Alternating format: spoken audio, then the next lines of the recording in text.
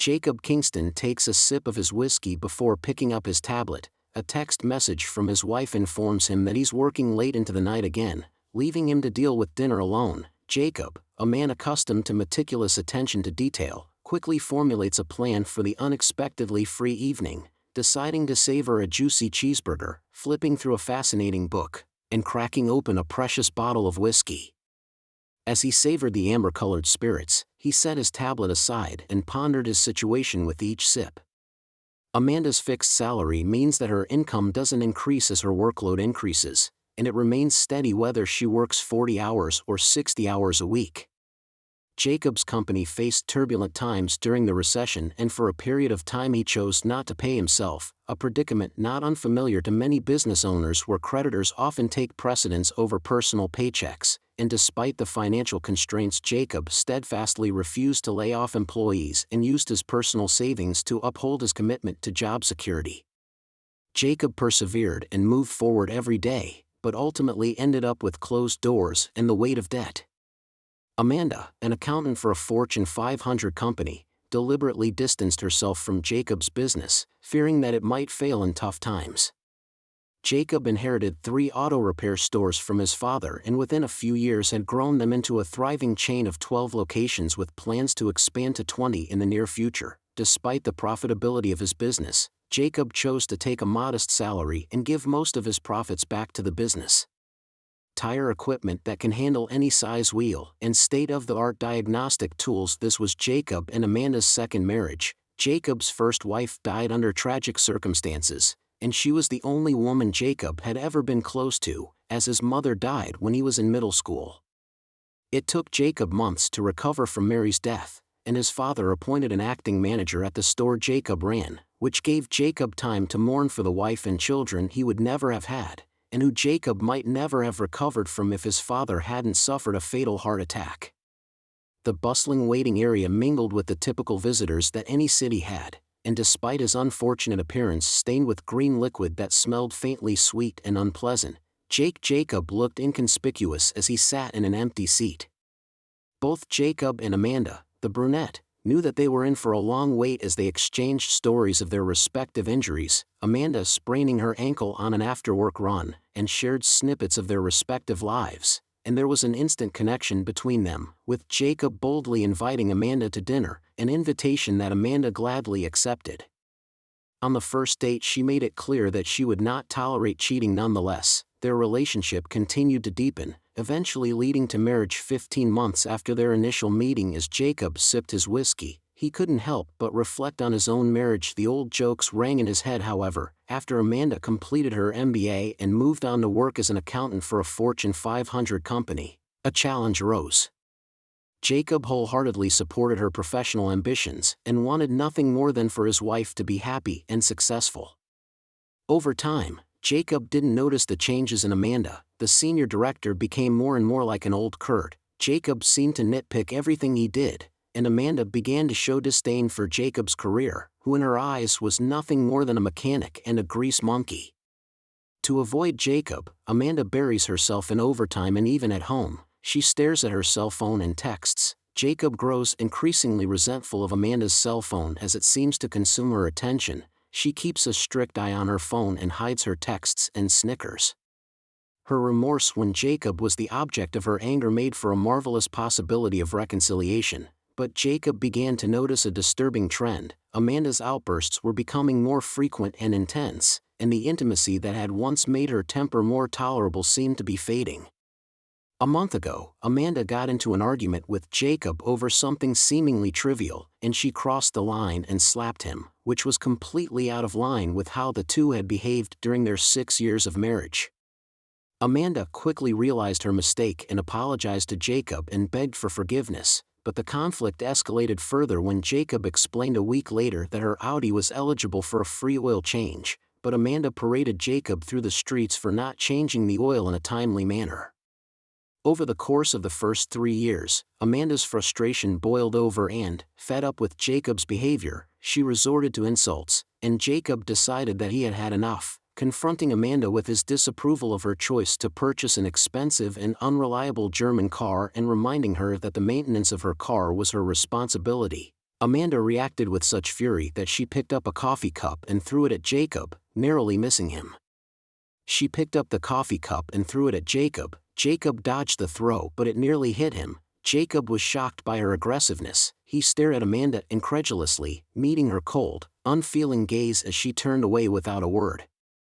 Jacob took a sip of his whiskey as he heard Amanda's arrival from outside the garage door. He quickly grabbed his cell phone and sent texts and emails. Redundancy was a cardinal rule for Jacob. The lyrics of Tennessee Ernie Ford echoed in his head, and he trusted in the wisdom of alternate plans.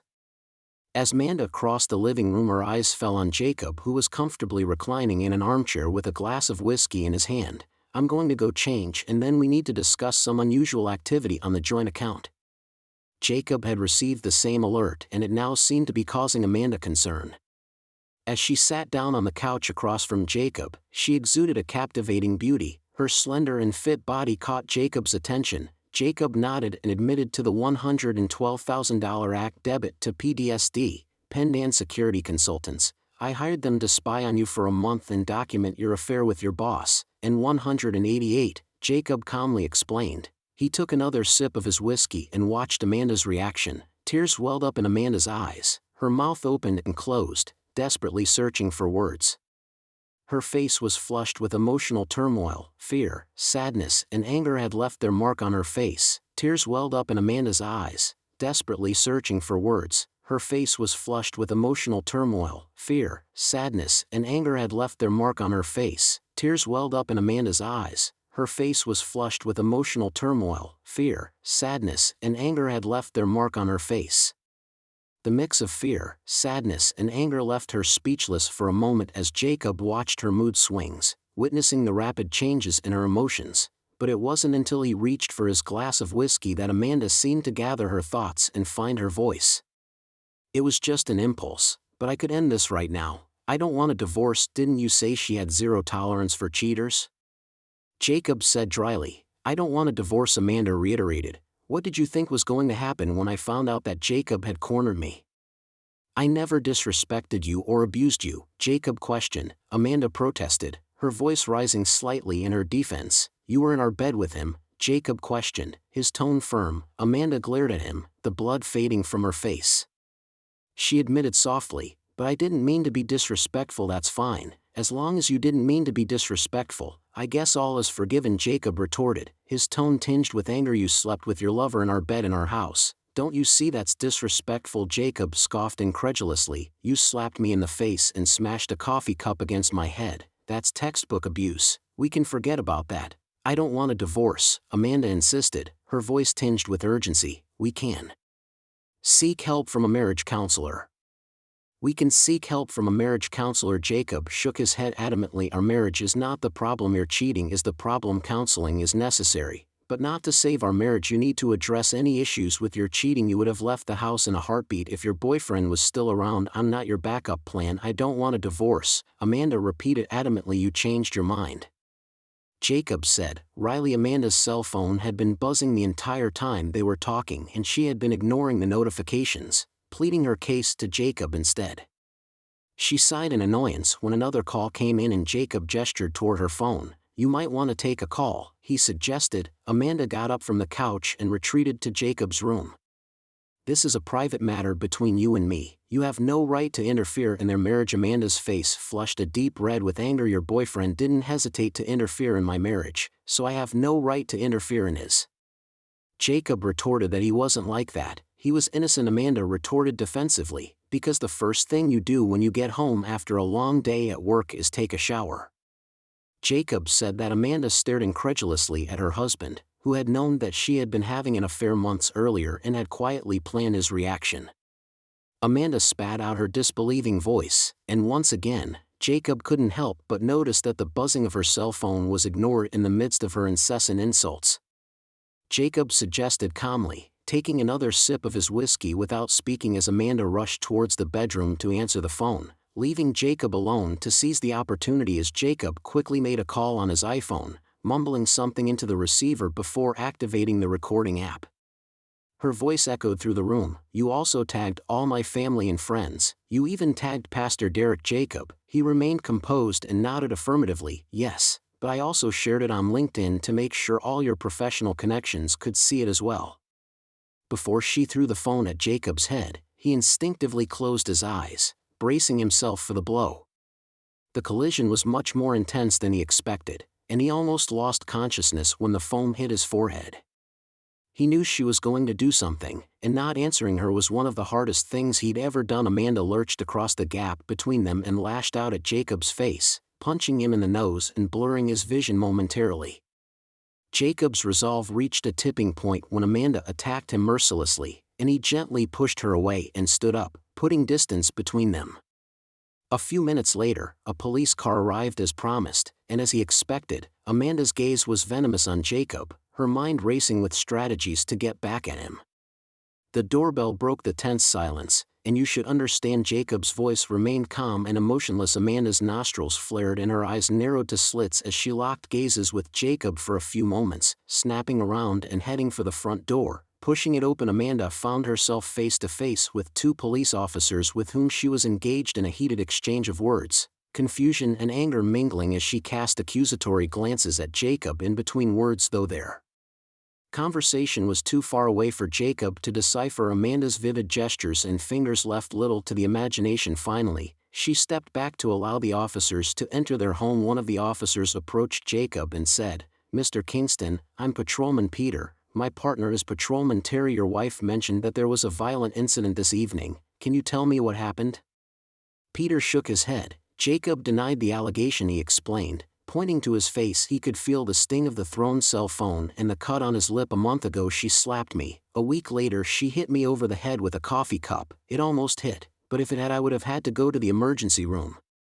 The officer watched the video in silence. He noticed Amanda's aggressive behavior towards Jacob and his expression changed. He looked back at Jacob and Patrolman Peter looked at him skeptically. It appeared that there had been some sort of conversation before the video was recorded. Jacob shrugged. "She found out that I had hired a private investigator to follow her for a month and that I had told her affair partner's wife of the findings. Needless to say, she was not happy." Jacob replied dryly, "Very well." Patrolman Peter shook his head, a small smile playing at the corner of his mouth. As Amanda was escorted out in handcuffs, she turned and looked at Jacob tearfully. Jacob rolled his eyes and took a business card from Patrolman Peter. "The card had my email on it. Please send me the video," the officer instructed as the police car pulled away. Jacob didn't waste any time. The next morning Amanda found herself accosted by a young blonde who looked young as she chewed gum. "Yes, you are who you are and you've been served." The blonde justifiably shoved an envelope into Amanda's hand and turned to leave. Amanda tore open the envelope to find a petition for dissolution of marriage and exclaimed, "What an asshole." She turned to her parents for support and her anger was palpable. She spent an agonizing hour there before meeting with her attorney the night before. She had made only one phone call. She contacted her parents, who scrambled to find her legal representation. Fortunately, they found an attorney overnight, which gave Amanda peace of mind as she faced the hearing. In addition, the judge issued a restraining order prohibiting her from contacting her husband, forbidding her from going to his residence or place of work, and through her attorney to arrange for her to retrieve her belongings from the residence. Having missed breakfast the night before because she was incarcerated in the Denton County Jail, too late for dinner, and up early to prepare for her court appearance, Amanda did not eat dinner, choosing instead to spend the evening in bed with her boss Paul. Amanda's phone buzzed, interrupting their intimate time. She assumed it was a text message from Jacob. Amanda did a quick Google search with no results. She considered the possibilities to explain why the checking account had been emptied. It could have been a scan. It could have been an error by the bank, and she deduced with her wits that another possibility loomed large, that Jacob might have found out about her affair and emptied the account in response, but she found this hard to believe. She knew her husband well enough to know that if he suspected her of infidelity he would confront her directly. Jacob Kingston was not a type that would ignore such a thing.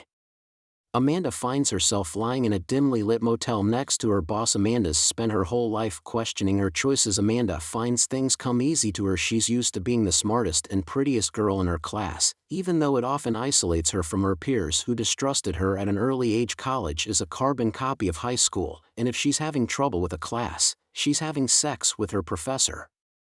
She graduated from college in 4 years with a degree in finance.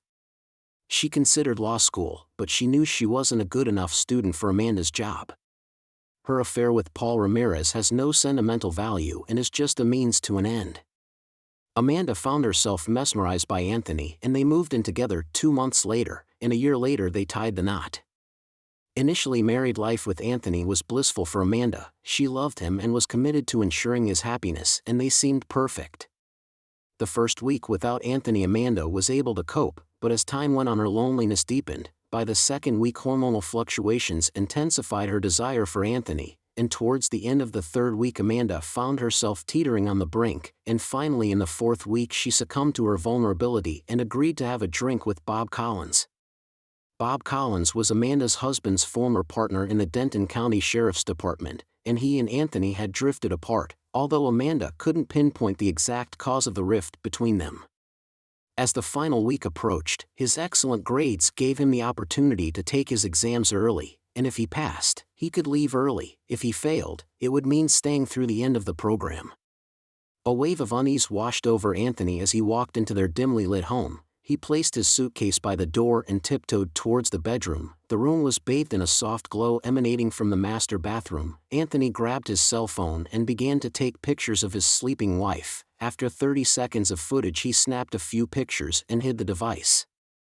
When Amanda awoke from her sleep, she was startled and confused to see Bob crying and holding his hands to his cheeks. Her soon-to-be ex-husband's anger at issuing an ultimatum was palpable. "If I find you here, I won't be held accountable for my actions. You're not worth jeopardizing my job or my freedom." Anthony tightened his grip on Bob's hair, forcing them to look at each other. His words were filled with contempt. "You're so despicable. I guarantee your wife and the HR department will see this video, and your career and your marriage are finished." Anthony's last punch landed on Bob's nose, causing his nose to bleed. Anthony huffed and puffed away, leaving Amanda to reminisce about the devastation Anthony had caused her when he found out she was cheating on him. Her parents, in an attempt to comfort her, blamed her husband and labeled Anthony as the aggressor, and Amanda presented herself as the victim and her departure as a brave escape from an abusive relationship. Anthony's confrontation with Bob only reinforces her narrative, further cementing her role as the protagonist of her own story. Amanda's encounter at Dallas Engstrom's department store shatters her carefully constructed narrative surface. Anthony is accompanied by a tall, athletic, striking woman with fiery red hair who seems somewhat familiar. Amanda extended her hand to the woman. "Hello, I'm Amanda. I used to be married to Anthony." "Oh yes, I've heard of you," Melissa Parker replied as she shook Amanda's hand. "I'm Melissa Parker, I'm Anthony's wife, and this is our son Anthony Jr." Amanda glanced down at the sleeping baby, her heart aching with a mixture of longing and regret. "He's a beautiful boy. You're very lucky to be married to Anthony. He's a good man."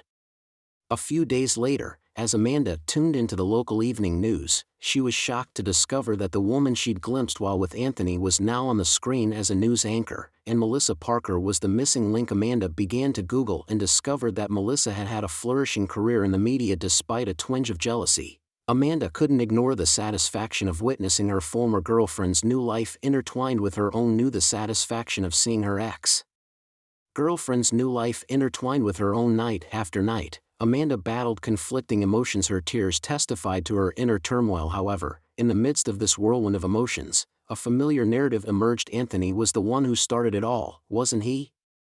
Amanda insists that her parents take her home, her resolve unshaken, ready to face Jacob at any moment. "I don't think that's a good idea," the judge said. "I don't care what the judge said," Amanda snarled at her mom. "Take me home." As they stood outside the door, Amanda grew impatient. "Jacob said firmly, I live here," Amanda retorted. "If I'm not here, how can we fix our marriage?"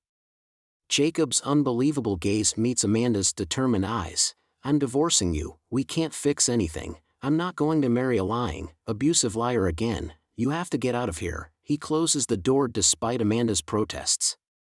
"Open the door, Jacob, or I swear you will get hurt," Amanda yelled and opened the door. "You stupid monkey," Amanda's father added, his frustration boiling over. "I'm going to put you down." Boy. Jacob took a sip of his coffee, his expression a mixture of disbelief and resignation.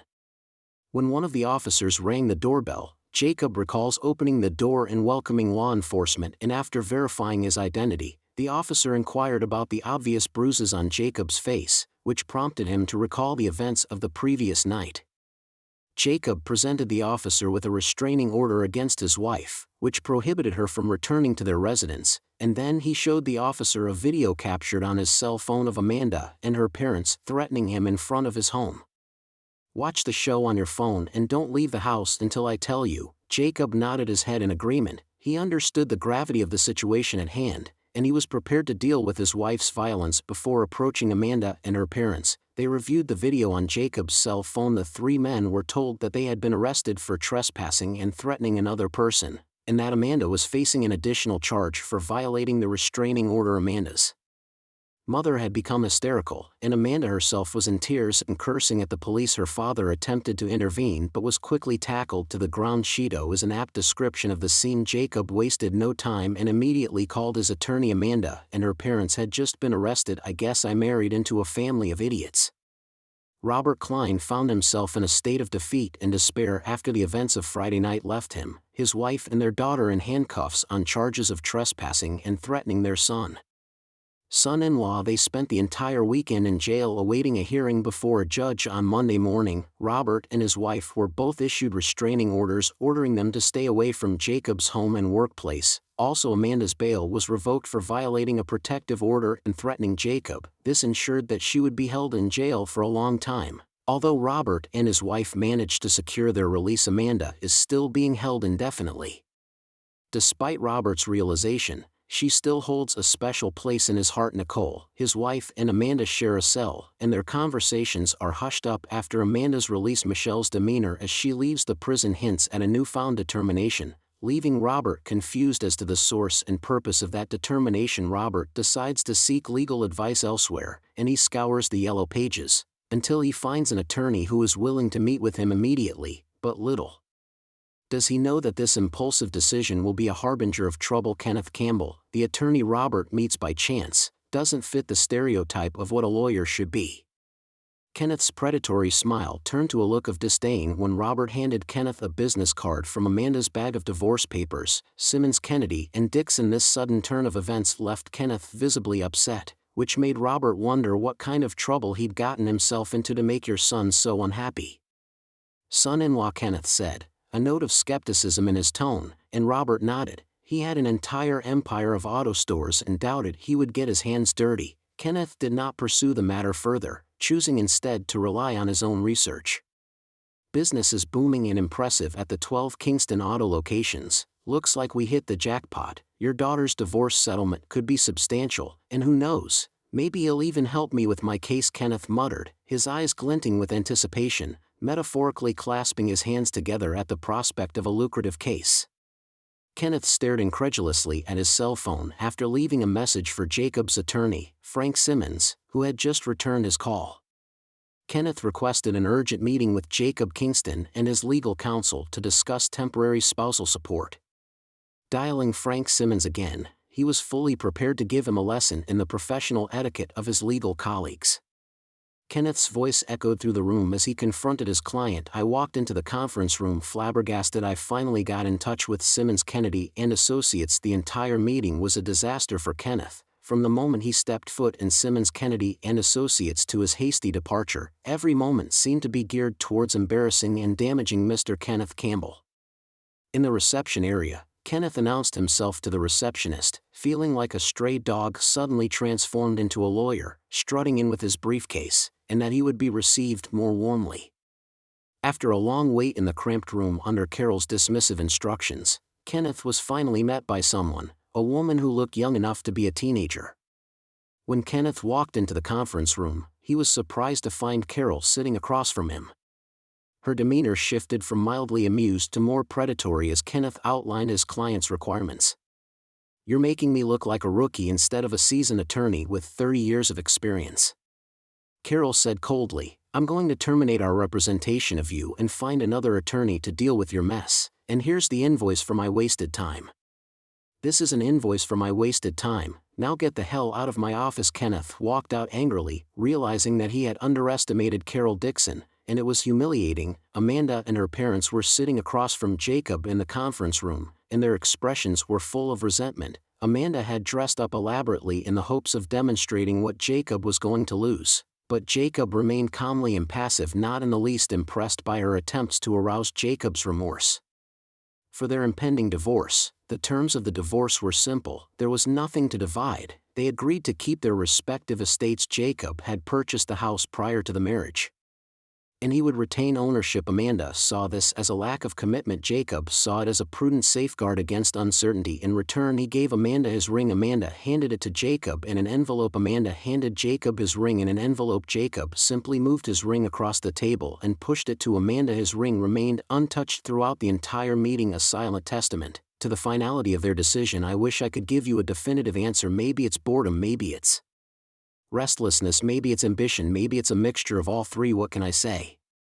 Amanda turned to leave, but Jacob's voice stopped her. Amanda turned back to look at him and met his gaze. He pointed to the wedding ring still sitting on the table. You should probably take it away. Thank you for taking the time to listen to today's story. If you enjoyed it, please consider bookmarking and subscribing if you haven't already done so. Please feel free to share your thoughts on the events in the comments below. Take care.